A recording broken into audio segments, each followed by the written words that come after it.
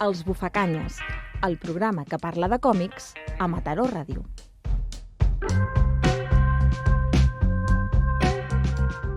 Molt bon dia, Bufacanyes. Bon dia, Pedro Vicente del Roble. Què, com estàs de la calor, fill meu? Molt bé, estem bé perquè estem en un exterior, avui gravació en exterior. Sí, i perquè ens ha posat aquest bon home, un ventiladorcico que nos ven les piernas. Sí. Jo tinc allò que diuen varius ja. Comença a tenir varius, És fotut, Qui és aquest bon home? Home, és que no hem fet entrar fent reverències per vergüenza ajena, no? Del senyor que havia a la porta. Avui estem entrevistant algú que són molt fans, que és l'Albert Monteny. De fet, era una de les fites que ens van posar per començar el programa, a entrevistar-te tu, sí. Que maco. Què tal, Albert? Molt bé, aquí a casa, com a casa. Molt bé, perfecte. Gràcies per rebre'ns a casa.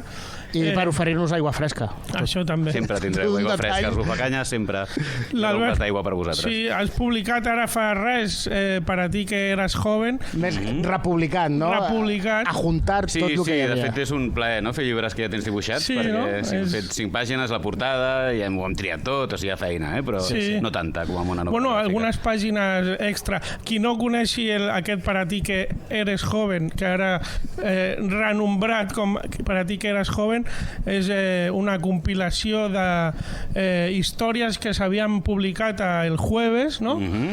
I són, tu juntament amb en Manel Fondevila, a partir de l'any, ho tinc aquí apuntat, el 97, o sigui que... El 97, és possible. Allà eres jove, no? Sí.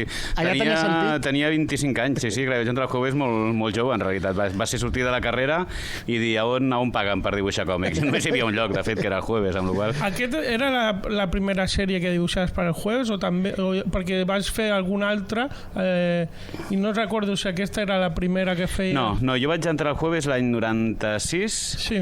Vaig posar-me a fer una sèrie que es deia Paco's Bar, que era una sèrie que eren 4 vinyetes que sempre eren les mateixes, amb un bar on passaven coses, així, és que era el primer que se'm va acudir, en seguida se'm van acabar les idees, tot s'ha de dir, i llavors ells em van proposar que fes una sèrie d'un repartidor de pizzas, que va ser el Tato. I al cap d'un any, com Moto i sin contrato, exactament. Sí, el de la rima jo al final ho vaig treure, però és curiós perquè s'ha quedat, Al jueves hi havia la teoria de que totes les sèries havien de tenir un ripio, perquè això ajudava el lector a ubicar la sèrie en seguida, saps? Tu deies Tato com Moto i sin contrato, ja sabies de què anava, ja no feia falta que fessis un previously o el que sigui, saps? Bueno, el cas és que al cap d'un any sí que a mi el Manel ens van dir d'entrar al Consell de Redacció per aportar una visió jovenívola de les coses i tot això, i allà va ser quan ens van dir, a més començareu a col·laborar amb una sèrie que serà de coses per joves i això. Molt bé, doncs jo tinc unes preguntilles perquè després de tant de temps, perquè vau estar des del 97 fins al 2014... Sí, fins al 2014. Suposo que tot no ha entrat. No, clar. Perquè si no tindries que fer serien, crec que vam calcular que eren 1.600 pàgines, i tots serien 8 llibres com aquest. Bueno, poca broma, perquè ara mateix el volum sí que s'està publicant en editorials com Panini o ECC, que estan amb els macrototxales de 1.000 i pico pàgines. Nosaltres, per un costat, volíem premiar el lector que s'havia comprat els recopilatoris anteriors, i no fer un llibre que ja tingués coses que ja estaven publicades i tot això. De fet, jo crec que és la pregunta que més ens han fet. Són coses noves o són tot el que està en aquest llibre no està publicat en cap altre llibre? Això ens ha permès de fer també a més agafar històries només de l'última època, que són les que més ens agraden a nosaltres, potser perquè estan més proper estilísticament a el que fem ara, saps? I ha costat posar ordre en tot això d'escollir, de donar-li un sentit? Sí, de fet hi havia diverses coses que ja la vida les ha decidit per nosaltres, que és que nosaltres només teníem material digital dels últims 7 o 8 anys, perquè el d'abans es va quedar el jueves, i com que vam marxar el jueves fotent un portasso, clar, després tornar a demanar uns CDs no queda bé, no? Es va quedar tot allà. I la resta és el que fèiem quan estàvem a casa. Llavors teníem una quantitat d'històries bastant limitada dintre de tot, però això. I sí que allà, clar, hi ha hagut una tria, per un costat de coses que ens feien gràcia, per un altre costat algunes històries que ara mateix ens semblaven impublicables perquè ja no ens representaven.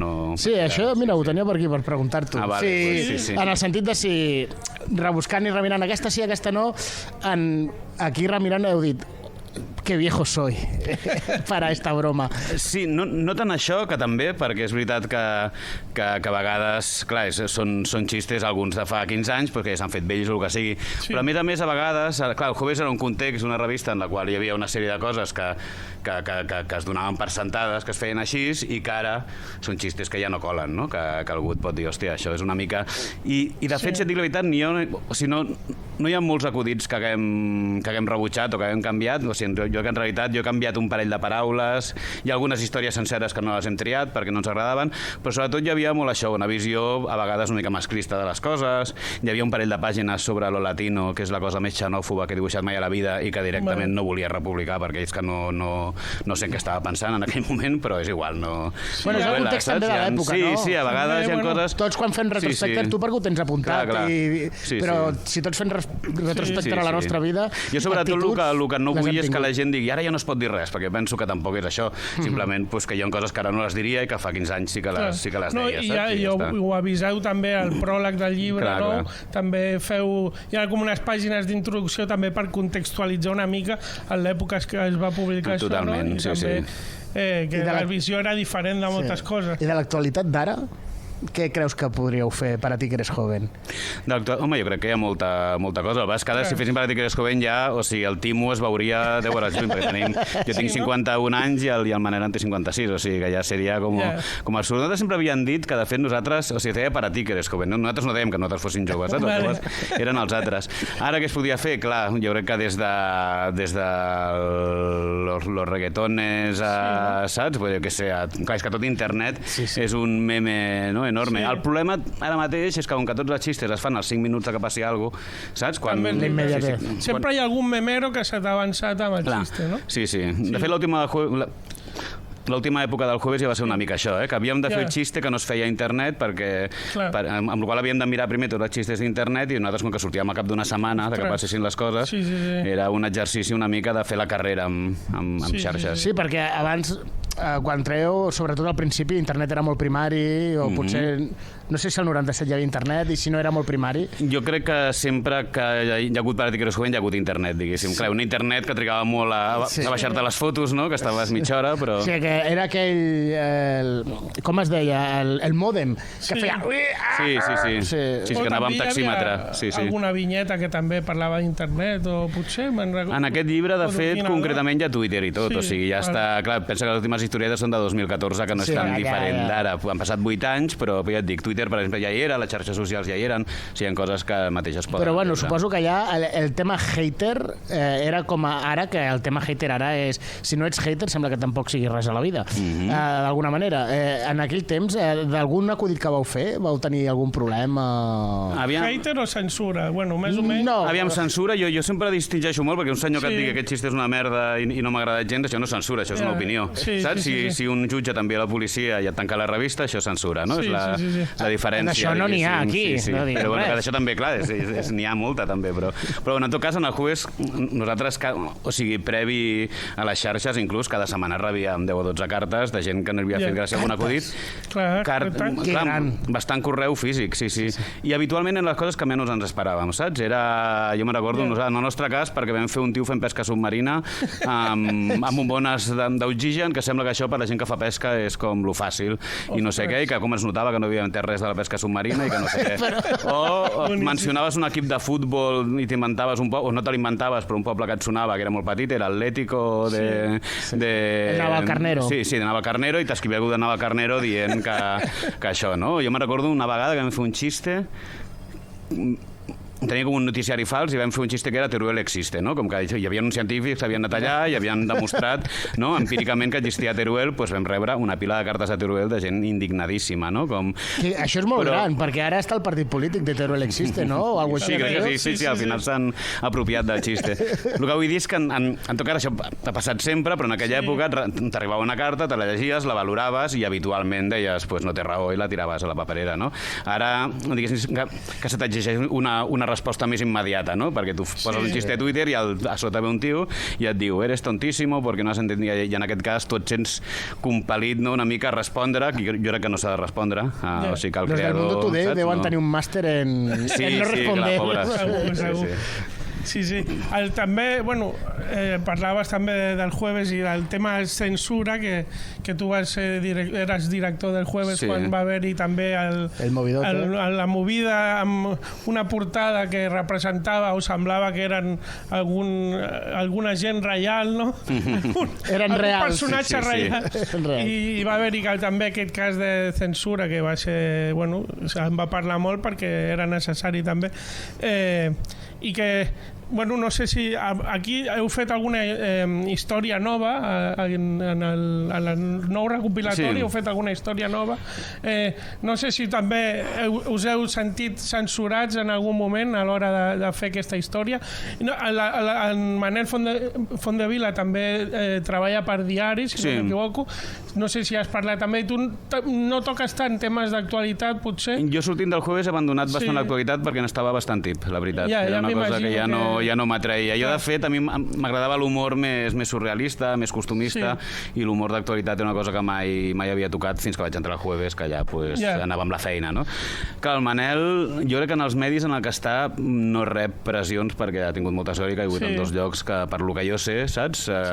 Com a molt algú et pot trucar i dir, ostres, he vist el teu xiste i no m'ha agradat o no l'he vist, saps? Però en tot cas crec que aquest problema no l'ha tingut. A la premsa en general aquestes coses a vegades passen, clar, i al final a vegades inclús s'acaba agafant humoristes o columnistes, clar, que vagin d'acord amb la corda del diari. En general, la gent que fa xistes ja sap de quin pal va el medi en el que estàs, amb el qual hi ha xistes que segurament no els fas, no? Això ens ho explicava el Guillermo Torres, per exemple, que ell deia, hi ha xistes que quan ell feia el xiste al Mundo cada dia, deia xistes que pel Mundo no els faria, que els faria el Jueves, no? Però una mica un ja té la picardia de saber per qui treballa, no? Tu vas escollir una mica també, anar una mica també cap a la ciència-ficció i nosaltres estem encantadíssims també. Sí, perquè som molt fans de la ciència-ficció. També havies fet Calavera Lunar, que ara s'ha publicat en català i després Estiberri també s'ha publicat el recopilatori. Però jo tinc aquí la grapa original. Sí, número 237, 250 pessetes, ojo, Això demostra lo antic que és, el TVO. També hi ha hagut aquesta reedició. Això de quin any era? Això va sortir l'any 96, pot ser, abans que entrés al Jueves, per això. Això ho vaig fer, després vaig entrar al Jueves, i jo pensava que m'havien agafat per Calavera, però al Jueves ningú s'havia mirat Calavera Lunar mai, ni els hi va interessar massa, però bueno. Jo ho vaig conèixer realment que tenia un amic que era molt més gran que jo, que em va dir, Calavera Lunar mola, i em va deixar el còmic i al final dir, jo lo tengo que tener, i vaig anar i me'l vaig comprar. I, bueno, disfrutón total. I a part d'aquest Calavera Lunar, nosaltres gaudim molt també d'Universo, que també volíem preguntar a veure si ens podies adelantar, perquè estem esperant noves històries sense pressió, sense cap pressió, però per qui no coneixi Universo també és una publicació que també vas començar a Panel Syndicate, no? Que és aquesta plataforma que publica digital, i després Estiberri ho va publicar en format físic, no? Doncs sí, és potser la pregunta que més em fan és què tal està Universo 2, saps? Vagis on vagis a firmar, i és veritat que fa... abans feia mesos, ara ja fa anys que hauria d'estar, o sigui que sí que he seguit un ritme normal. Què passa? Que pel mig van sortint feines i oportunitats, i com que Universo al final és la meva... és mi niño mimado, sempre penso que ho faré quan tingui temps, quan ho pugui fer amb calma, amb la qual ho vaig posposant, i quan em surt una feina la resolc primer, la resolc sempre també com pugui, no és que no posi carinyo a les coses que no són meves. D'Universo és que ho escrius i ho dibuixes tu. I clar, tu al principi, quan jo em vaig llegir el Universo 1, que me'l va deixar aquest bon home, me l'estava llegint i veia històries sueltes, no? Però de cop i volta vas avançant i dius, potser no és tan suelto. És complicat plantejar-te històries sueltes i després han d'estar enllaçades d'alguna manera. De fet, per mi és gairebé un truco per evitar bloquejos, saps? Perquè la idea d'Univers és que no hi ha una narrativa enorme, o sigui, no és que al final d'X números es resolguin totes les trames amb una, sinó que jo simplement m'he inventat un futur, i d'aquell futur vaig posant la càmera amb una història, amb una altra, no? Però llavors el que sí que procuro és donar certes coses, no? Que el lector vegi, no? Que tot està passant al mateix lloc. Però el que em passa a més és que llavors d'una petita part d'una història que ha quedat suelta més o menys, o que no li ha donat més importància, potser d'allà surt la llavor d'una altra història, no? I pots tirar del fil una altra vegada. De fet, vaig fer un número sencer, que és el número 6, que és l'únic que no està en paper encara, que el vaig fer purament per tenir llavors d'històries. Són 42 històries curtes, són microrelats, i aquest està només en digital, està a Panel Syndicate, i sortirà en el segon volum d'Univers quan el tingui acabat, i el vaig fer bàsicament perquè estava en un cert bloqueig i vaig dir, bueno, faig el que faig habitualment per escriure, que és fer-me una llista de possibles temes i després veure per on es poden ramificar i tot això, doncs ho faig dibuixant i ho faig com en format de còmic, i la veritat és que em va servir molt, perquè... Però bueno, ja et dic, jo la meva idea sobretot és aquesta, de dir, en comptes de cada cop començar de zero, no? Pues em submergeixo l'univers, no? I pesco d'allà, no? I tiro d'allà. Sí, perquè és molt guapo per la gent que ho llegeixi per primera vegada. Quedeu-vos en tots els detalls, perquè potser n'hi ha un detall que després és una catàstrofe en una altra sèrie, que això és el més divertit.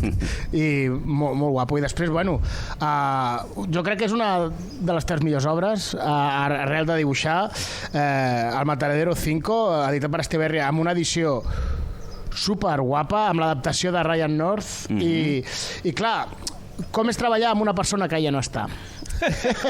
Amb l'autor que ja no està, evidentment. Kurt Vonnegut, que és un autor mític de ciència-ficció que suposo que ja havies llegit 1000 vegades. Jo soc superfan de Kurt Vonnegut. De fet, vaig tenir una època al voltant dels 20 i pico d'anys. De fet, el diari de Dante em va regalar Galàpagos i a partir d'allà em va explotar el cap i vaig estar 2 anys que només buscava llibres de Kurt Vonnegut i només llegia llibres de Kurt Vonnegut, amb la qual va ser un encàrrec, perquè em va arribar, jo no vaig demanar fer aquell llibre, però quan em va arribar el que vaig dir va ser, pues claro que sí, no? I el següent que vaig dir és impossible d'adaptar aquesta novel·la, perquè és una novel·la, és un material molt literari, molt complex. Al final, Ryan North el que va demostrar amb el seu guió és que precisament igual els còmics són la manera més ideal per adaptar aquesta història, saps? En aquest cas, a més, jo crec que el Ryan tenia la mateixa idea o havia llegit el llibre de la mateixa manera que jo, saps? Perquè al final una obra literària cada lector la converteix en una cosa, no? I quan l'adaptes, de fet, el que fas és col·lapsar totes aquestes possibles lectures en una sola, que de nou cada lector l'agafarà i farà la seva lectura, no? Però a mi em generava una certa responsabilitat el fet de que una cosa tan suggerent com és la prosa literària, no? Que et dispara 1000 imatges al cap, no? Convertir-lo en una sola imatge, a mi això em generava una angoixa i una responsabilitat tremenda. I al final jo crec que, ja et dic, el guió del Ryan em va servir molt per tenir uns agarraderos superbons i perquè la història, de fet, o sigui, la majoria d'idees narratives que funcionen al llibre són seves, jo només les vaig recollir i les vaig tornar, saps? Bueno, molts recursos gràfics potents també, que segur que també són teus, però també la història és que és una història que no és gens fàcil d'adaptar, com bé deies, i ja que és de pas del temps, no? Cap enrere i tal, que està molt ben resolt i que, bueno, penso que si no he llegit mai ciència-ficció clàssica és molt bona. Però aquest és un exemple de ciència-ficció clàssica, però de la més pura, no? Perquè les frases que ja estic llegint ara aquí de «Jo, Billy Pilgrim, moriré siempre, he muerto y siempre moriré». És brutal. Sí, de fet molta gent posa l'origen del Dr. Manhattan, saps? De la idea del temps que li va donar l'amor al Dr. Manhattan a Matadero 5, que és molt semblant, no? Aquesta idea de temps simultani, no? Que tot ha passat, tot està passant i tot passarà al mateix temps. Schrödinger no sabe nada. Ahí estamos. I et volíem preguntar, ja que estem per aquí, que tinc aquesta grapa de Fantastic Four, que és la teva primera incursió a Marvel, no? Si no m'equivoco, i que això va sortir l'any passat, de 50 anys, de 60 anys, segons llegeixo aquí, i què ens pots explicar d'això? Perquè és com una antologia, no? que redibuixa el número 1 de Fantastic Four, no? Sí, hi ha 2 números redibuixats aquí, que és el número 1 i el número de la boda de Reed Richards i Sue Storm, que són els 2 números potser els més recordats de la sèrie d'aquesta etapa, sobretot. I, bueno, en aquest cas, jo crec que la idea de Marvel, de Tom Freeforth, que era el que estava coordinant aquest número, era bàsicament que fos el més variat possible i va estar buscant, diguéssim, sobretot hi ha autors que treballen per la indústria americana, però n'hi ha 4 o 5 que són una petita sorpresa per treballar amb Marvel, com per exemple jo, saps? Que mai havia fet res per Marvel. En aquest cas, jo l'any anterior havia estat fent uns dibuixets de Los Cuatro Fantásticos, perquè vaig estar llegint-me els primers 100 números de Los Cuatro Fantásticos i vaig estar ahí, cada número em feia un dibuixet. I, de fet, ja havia vist que l'editor havia compartit algunes coses d'aquestes, o sigui que... Tenien fitxat ja, no? Sí, i de fet he vist que aquest truco funciona, perquè aquest any em vaig posar a fer dibuixos de Spider-Man, perquè me'ls havia demanat, de fet, una llibreria per vendre festivals i tot això, i ara fa uns mesos he dibuixat una història de 5 pàgines de Spider-Man per complement per Amazing Spider-Man. O sigui que quan vulgui treballar per Marvel ja sé... No, jo crec que això sortirà d'aquí un parell de mesos o així, no sé segur, Jo soc molt fan de la IDP. Sí, de Mignola, de la IDP. Jo també, bueno, de la clàssica, sí, però a mi dels TVOs així... La IDP, jo tinc els tomàcos... La Guy Davis i l'Arcudi, de fet. Sí, dibújate algo, també. Potser podria ser. De fet, una cosa em faria una certa il·lusió, si no fos perquè em fa la sensació de que l'univers IDP està una mica en decadència, no, per això? Bueno, sí. Que els millors temps ja han passat. D'això igual està... Sí, a veure si l'ha acabat ja d'una vegada, però parece que no. S'està allargant una mica massa, però bueno, et volia preguntar aquests Fantastic Four, perquè tu dibuixes, a més, l'Hombre Topo, no? Que és com l'origen, no? Del Mole Man, no? Sí. I ets bastant fan, tu, de Fantastic Four, o no m'equivoco? No, jo sóc molt fan d'aquesta etapa, sobretot i tal. S'ha de dir que mai me'ls havia llegit amb ordre, tots, fins fa 3 anys que vaig decidir fer aquest exercici. Jo havia anat llegint la saga de Galactus, els primers números, saps? Però tenia una idea una mica desordenada i vaig fer l'exercici de llegir-m'ho tot seguit, que és molt divertit, és una experiència molt xula, a més. I sí, clar, quan em va arribar l'encàrrec ja podia dir que estava preparat com a fan i com a autor per fer-ho. Com a fan rebre aquest encàrrec?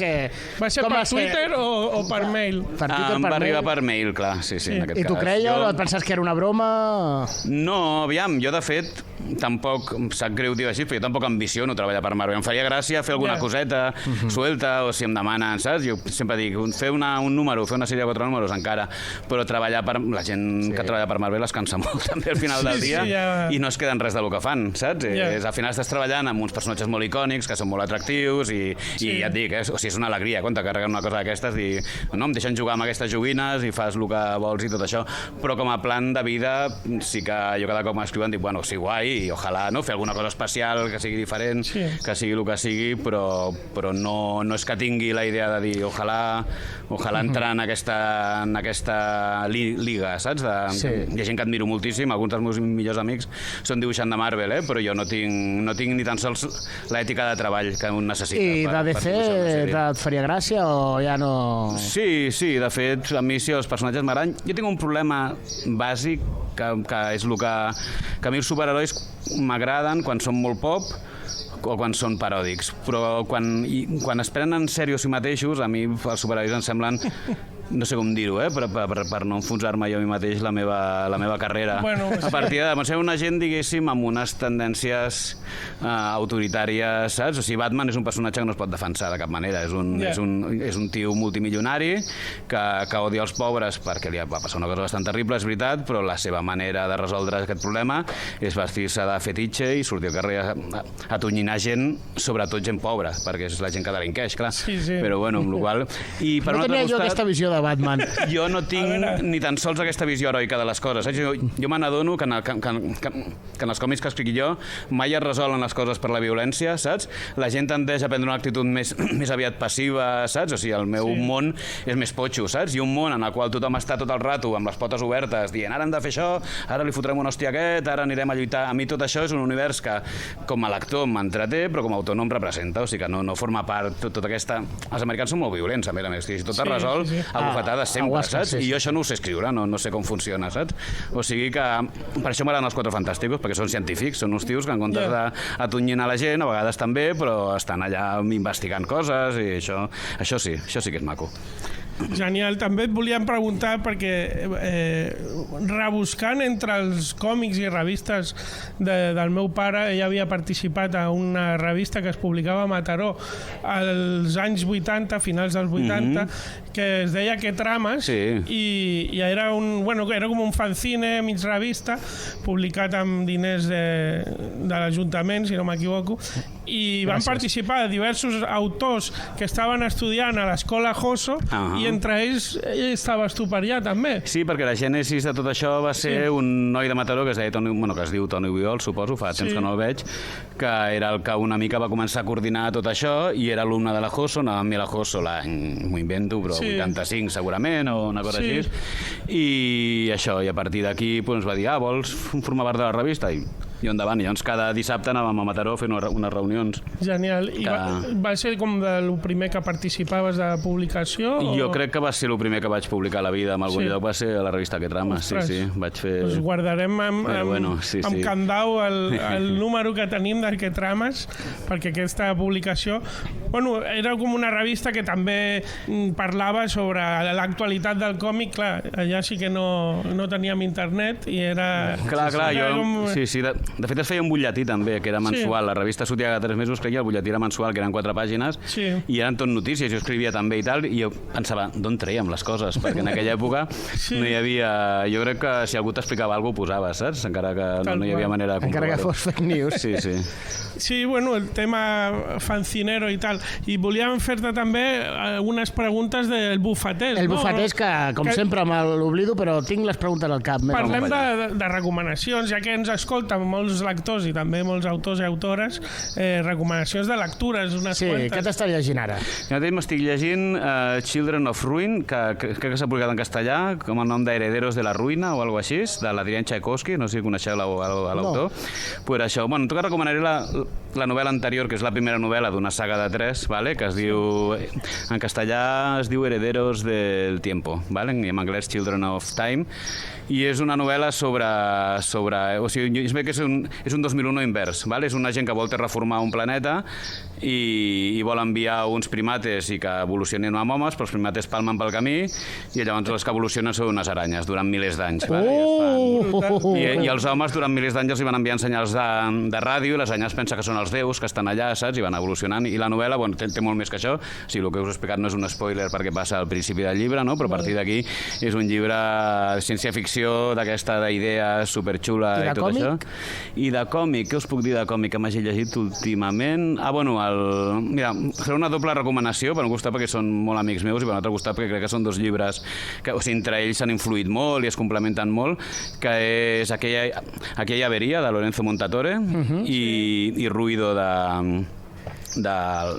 Sí, vam parlar... De l'Antonio Hitos, perdó. Sí, el tinc pendent, me'l tinc que agafar encara del Pipa Còmics, jo el tinc pendent. Jo són 2 autors que enfoquen el còmic des d'un punt de vista molt pur, saps? Molt de narrativa de còmic, o sigui que no fan cinema dibuixat, que és una cosa que a mi a vegades em tira una mica enrere, no? Sinó que estan més a prop de Peanuts, no? Que és llenguatge del còmic puro i duro. I això cadascú explica coses molt diferents, de fet, i cadascú per seu costat, però em sembla que formen part d'una mateixa constel·lació d'autors que entenen el còmic d'una manera molt determinada, molt musical, quasi, saps? Sí, a mi em recorden una mica els dos a un rotllo grafitero. No sé si és perquè totes les formes són molt arrodonides, potser. Pot ser. Jo crec que l'Antonio, per exemple, sí que té una afició, no? I una influència pel grafiti molt clara, sí. I el Lorenzo potser tira més de gràfica antiga, diguéssim, no? De Bruguera, bueno, de moltes més coses, Els dos tenen un univers molt ric. El Lorenzo Montatore, durant la pandèmia, va publicar de manera gratuïta per descarregar alguns títols molt interessants, que no sé si encara els deu tenir compartits a la seva web, si no, ara ECC li ha publicat aquesta mega obra que recopila un munt de fanzines. Sí, la primera que li va publicar va ser Obras Escogidas, pot ser que es digués? Sí, alguna cosa així, que recomanem.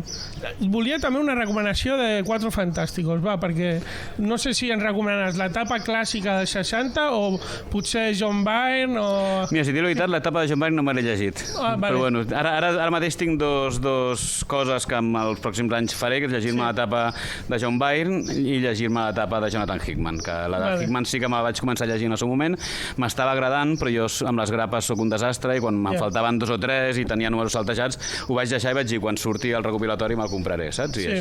I l'altra que m'he llegit dels Quatre Fantàsticos, que jo recordi així bé, és la de Miller.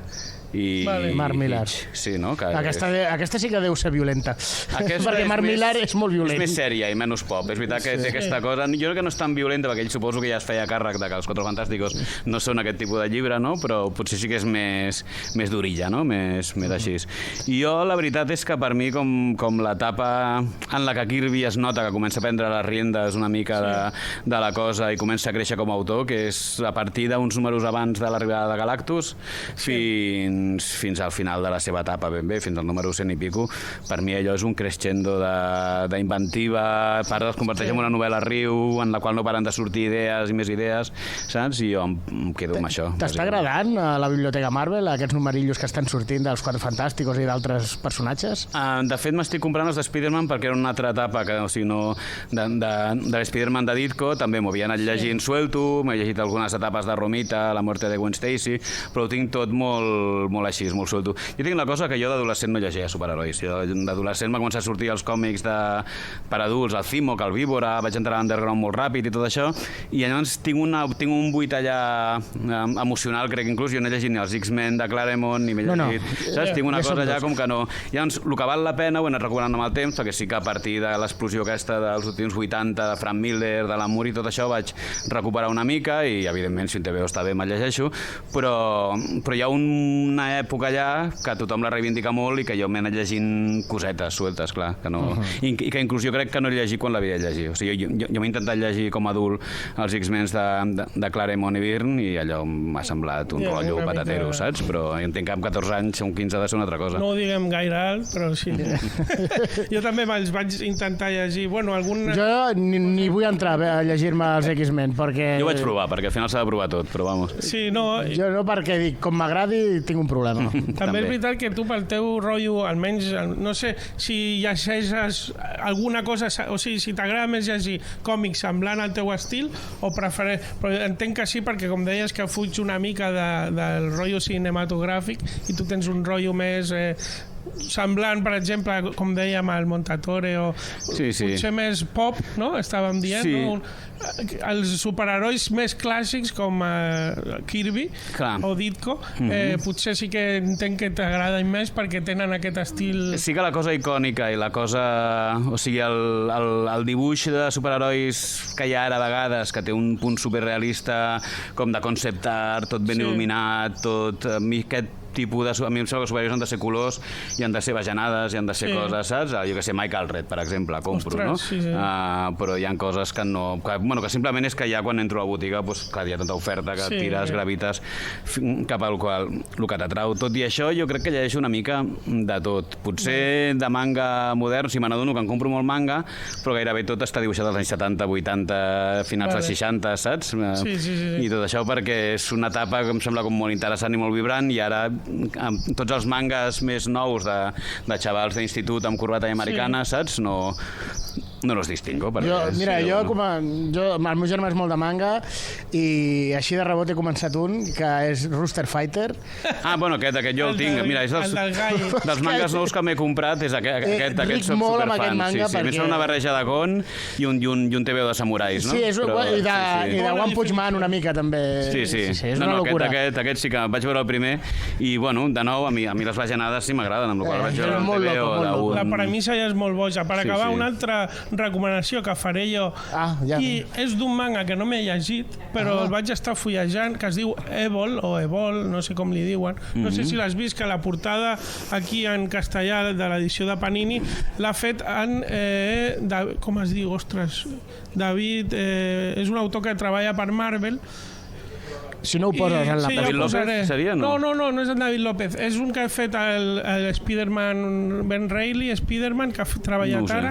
Bueno, us ho diré, però que mola molt aquest Evol, que és un rotllo manga, però amb aquest estil 60s, molt arrodonit i molt agradable a la vista. Molt bé. Així que amb aquestes últimes recomanacions acabem. Moltes gràcies per... Gràcies a vosaltres. Ha sigut un plaer xerrar amb tu una estona i bueno, ja un dia farem una altra entrevista per parlar de jocs de taula i els teus dissenys per als jocs de taula, que també estaria bé parlar-hi. Això queda pendent.